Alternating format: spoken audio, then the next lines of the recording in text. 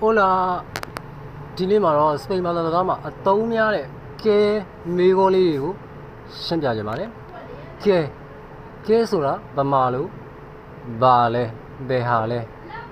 မေးခွန်းလေးပါတစုံတစ်ယောက်ကိုမေးခြင်းကဲမေးခွန်းလေးတွေလည်းဒီလိုမေးလို့ရပါတယ်။ဥပမာလေးကြည့်လိုက်အောင်နံပါတ်1က que haces မင်းဘာလုပ်နေလဲခမားဘာလုပ်နေလဲနံပါတ်2က que comes မင်း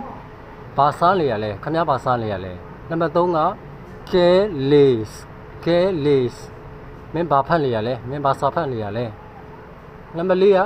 que bebes မင်းဘာတောက်နေရလဲနံပါတ်5က que dices မင်းဘာပြောရလဲမင်းဘာပြောလိုက်တာလဲနောက်နံပါတ်6က que necesitas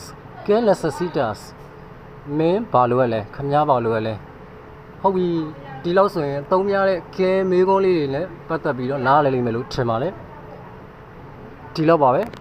hasta luego